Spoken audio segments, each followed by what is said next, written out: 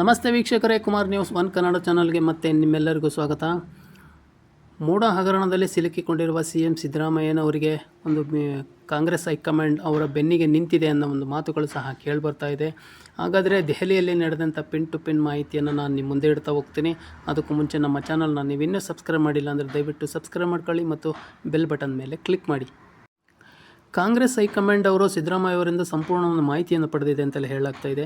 ಕಾನೂನಿನ ಮುಖಾಂತರ ಸಿದ್ದರಾಮಯ್ಯವನ್ನು ಕಟ್ಟಿಹಾಕಲು ಸಾಧ್ಯವಿಲ್ಲ ಅಂತ ಒಂದು ಹೈಕಮಾಂಡ್ ಕೂಡ ಒಂದು ಪ್ರತ್ಯುತ್ತರವನ್ನು ನೀಡಿದೆ BJPಗೆ ಅಂತಲೇ ಹೇಳಲಾಗ್ತಾ ಇದೆ. BJPಯ ಹೋರಾಟಕ್ಕಿಂತ ಪ್ರಬಲ ಹೋರಾಟವನ್ನು ಮಾಡಿರಿ ಅಂತ ಒಂದು ಹೈಕಮಾಂಡ್ ಒಂದು ಸ್ಪಷ್ಟ ಸಂದೇಶವನ್ನು ಕಾಂಗ್ರೆಸ್ಗೆ ಕೊಟ್ಟಿದೆ ಅಂತಲೇ ಹೇಳಲಾಗ್ತಾ ಇದೆ. ರಾಜ್ಯ ರಾಜಕಾರಣದಲ್ಲಿ ಮಾತಿನ ಮಹಾಯುದ್ಧವೇ ನಡೆದಿದೆ. ಜೈಲಿನ ಭೀತಿಯಿಂದ ಜಸ್ಟ್ ಮಿಸ್ ಆಗಿ ಬಂದ ಸಿದ್ದರಾಮಯ್ಯ ಅಕ್ಷರಶಃ ಸಮರಸರಿದ್ದಾರೆ. ರಾಜ್ಯಪಾಲರ ವಿರುದ್ಧ ಹೋರಾಟಕ್ಕೆ ಹೈಕಮಾಂಡ್ ನಾಯಕರ ಬಲವನ್ನು ಕೇಳಿದ್ದಾರೆ. ದೆಹಲಿಯಲ್ಲಿ ಕಾಂಗ್ರೆಸ್ ಹಿರಿಯ ನಾಯಕರನ್ನು ಭೇಟಿ ಮಾಡಿ ಪ್ರಾಸಿಕ್ಯೂಷನ್ ವಿರುದ್ಧ ಹೋರಾಟಕ್ಕೆ ಬೆಂಬಲವನ್ನು ಸಹ ಕೇಳಿದ್ದಾರೆ ಅನ್ನೋ ಮಾತುಗಳು ಸಹ ಕೇಳಿಬರ್ತಾ ಇದೆ. ಸಂಪುಟ ಮೀಟಿಂಗ್ CLP ಸಭೆ ನಿರ್ಣಯ ಕೈಗೆತ್ತಿಕೊಂಡಿದ್ದು ಮೈತ್ರಿಯನ್ನು ಮರ್ಮಾಘಾತಕ್ಕೆ ತಳ್ಳುವ ಮಹಾತಂತ್ರಕ್ಕೆ ಯಾಗಕ್ಕೆ ಸಿದ್ದರಾಮಯ್ಯ ದೆಹಲಿಯಲ್ಲಿ DKC ಯಾತ್ರೆ ಮಾಡಿದ್ದಾರೆ.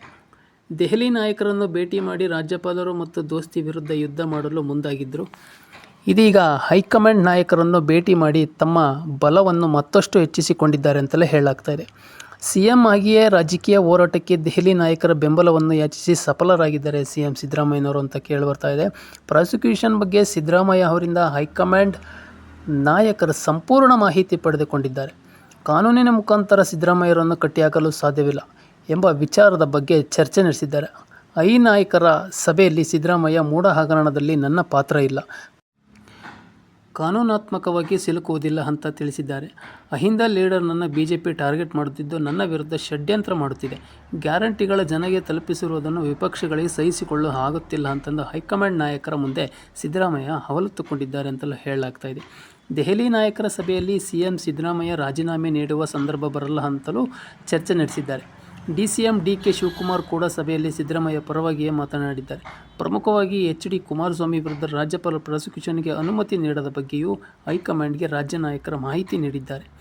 ರಾಜ್ಯಪಾಲರು ಮತ್ತು ವಿಪಕ್ಷಗಳ ವಿರುದ್ಧ ರಾಜ್ಯ ಹಾಗೂ ರಾಷ್ಟ್ರ ಮಟ್ಟದಲ್ಲಿ ಪ್ರಬಲ ಹೋರಾಟ ನಡೆಸುವ ಬಗ್ಗೆಯೂ ಸಭೆಯಲ್ಲಿ ತೀರ್ಮಾನ ಆಗಿದೆ ಅಂತಲೂ ಸಹ ಹೇಳಲಾಗ್ತದೆ. BJP ಮಾಡುತ್ತಿರುವ ಹೋರಾಟಕ್ಕಿಂತಲೂ ಪ್ರಬಲ ಹೋರಾಟ ಮಾಡಲು ಕಾಂಗ್ರೆಸ್ ನಾಯಕರು ನಿರ್ಧರಿಸಿದ್ದಾರೆ. ಅಲ್ಲದೆ CM ಆಗಿಯೇ ಸಿದ್ದರಾಮಯ್ಯ ರಾಜಕೀಯವಾಗಿ ಹೋರಾಟ ಮಾಡಲು ಸಭೆಯಲ್ಲಿ ನಿರ್ಧಾರ ಮಾಡಲಾಗಿದೆ ಅಂತಲೂ ಸಹ ಕೇಳಿಬರ್ತಾ ಇದೆ. ರಾಜ್ಯಪಾಲರ ಪರ ಹೈಕೋರ್ಟ್ ಆದೇಶ ನೀಡಿದರೂ ಹೋರಾಟ ನಡೆಸೋದು ಪಕ್ಕ ಆಗಿದ್ದು ತಾಲೂಕು ಜಿಲ್ಲಾ ಮಟ್ಟದಲ್ಲಿ ಹೋರಾಟ ಮಾಡಲು ನಿರ್ಧಾರ ಮಾಡಲಾಗಿದೆ. ಕೇಡರ್ ಮಟ್ಟದಲ್ಲಿ ಹೋರಾಟದ ಬಳಿಕ ದೆಹಲಿಯಲ್ಲಿ ಹೋರಾಟ ನಡೆಸಲು ತೀರ್ಮಾನಿಸಲಾಗಿದೆ ಅಂತಲೇ ಹೇಳಲಾಗ್ತಾ ಇದೆ. ಮುಂದಿನ ತಿಂಗಳು ದೆಹಲಿಯಲ್ಲಿ ಹೋರಾಟ ಮಾಡುವ ಬಗ್ಗೆ ಮತ್ತೊಂದು ಸುತ್ತಿನ ಚರ್ಚೆ ನಡೆಸುವುದಾಗಿ ಐ ನಾಯಕರು ತಿಳಿಸಿದ್ದಾರೆ.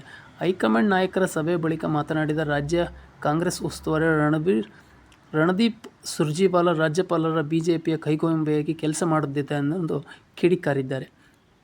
ಒಟ್ಟಾರೆ ರಾಜ್ಯದಲ್ಲಿ ಹಗರಣದ ಮೆರವಣಿಗೆ ನಡೀತಿದೆ. CM ವಿರುದ್ಧ ಪ್ರಾಸಿಕ್ಯೂಷನ್ ಬಳಿಕ ಹಳೆ ಕೇಸುಗಳ ಮೂಲಕ BJP ನಾಯಕರಿಗೆ ಶಾಕ್ ಕೊಡಲು ಮುಂದಾಗಿದೆ.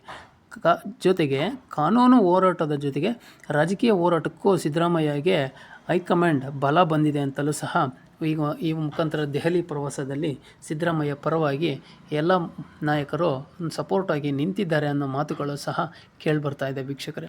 ಆದರೆ ಮೂಡ ಹಗರಣ ಇನ್ನು ಯಾವ ಮಟ್ಟಕ್ಕೆ ಬರುತ್ತೆ, ಇನ್ನು 29ನೇ ತಾರೀಕು ಕೋರ್ಟ್ ಯಾವ ರೀತಿಯ ಆದೇಶ ಕೊಡುತ್ತೆ ಅನ್ನೋದು ನಾವೆಲ್ಲರೂ ಕಾದು ನೋಡಬೇಕಾಗಿದೆ ವೀಕ್ಷಕರೇ. ನಿಮ್ಮ ಅನಿಸಿಕೆ ಅಭಿಪ್ರಾಯಗಳನ್ನು ಕಮೆಂಟ್ ಮೂಲಕ ತಿಳಿಸಿ ಅಂತ ಹೇಳ್ತಾ ಮುಂದಿನ ವಿಡಿಯೋದಲ್ಲಿ ಸಿಗೋಣ. ಅಲ್ಲಿವರೆಗೂ ನಮಸ್ಕಾರ.